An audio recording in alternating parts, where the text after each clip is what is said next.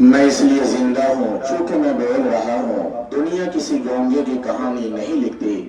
اگر آپ کو اپنے آپ کو ثابت کرنا ہے، اپنے وجود کو ثابت کرنا ہے، اپنی لیاقت، بصارت اور بصیرت کو ثابت کرنا ہے تو آپ کو کچھ کرنا پڑے گا، بولنا پڑے گا، سیکھنا پڑے گا اور اکابر و اسلاف کی جوتیاں سیدھی کرنی پڑیں گی۔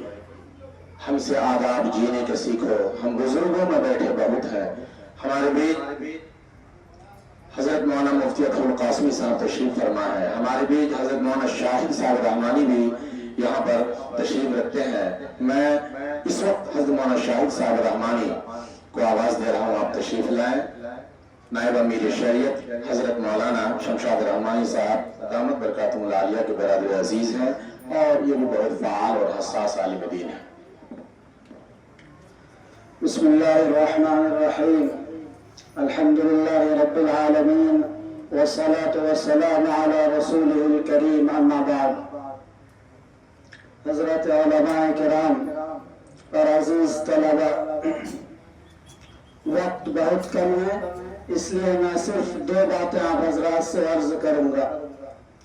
عزیز طلبہ، قرآن مجید میں آپ حضرات کے بارے میں آیا ہے کہ اللہ رب العزت اپنی کتاب کا وارث ایسے لوگوں کو بناتے ہیں جسے اللہ رب العزت چن لیتے ہیں۔ آپ وہی منتخب اور چنے ہوئے طلبہ ہیں۔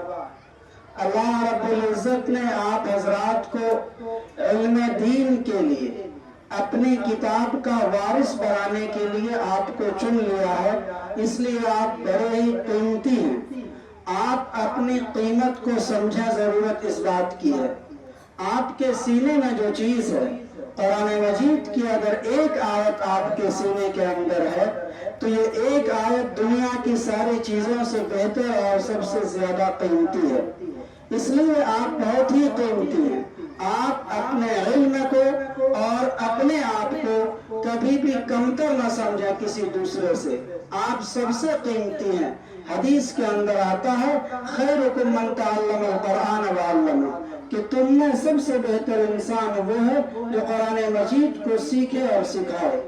دوسری بات آپ حضرات سے یہ عرض کرنی ہے کہ آج ہمارے سماج اور معاشرے میں یہ بات ہے کہ مدرسے میں پڑھنے کے بعد یہ کہاں سے کمائیں گے اور کہاں سے کھائیں گے۔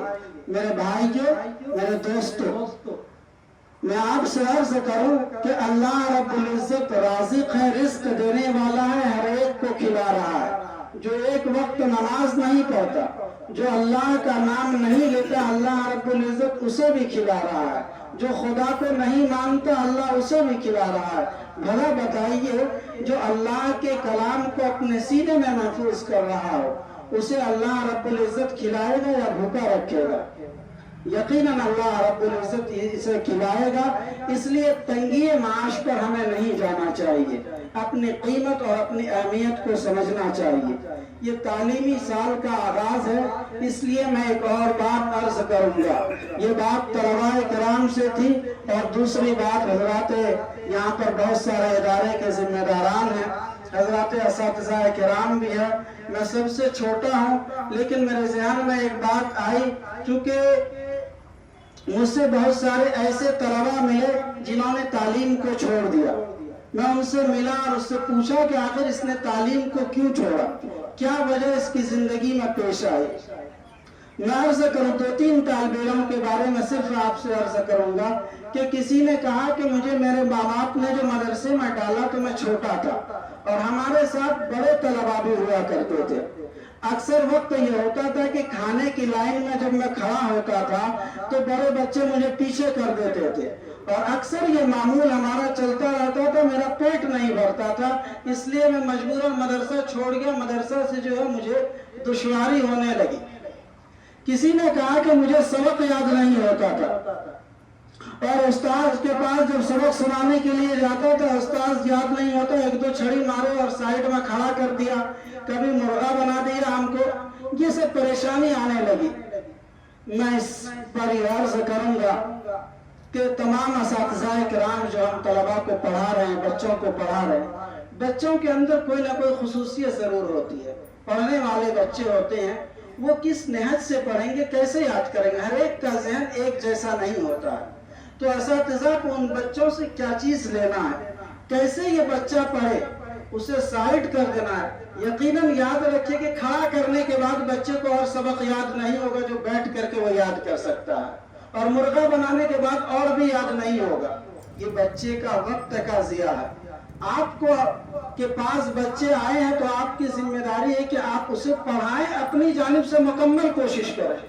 یہی کام ہمارا ہے. مارنا, پیٹنا, مرغا بنانا, اس کے بارے میں شریعت نے بھی منع کیا ہے. اس لیے یہ باتیں اداروں میں نہیں ہونی چاہیے, عام طور پر ہوتی ہے.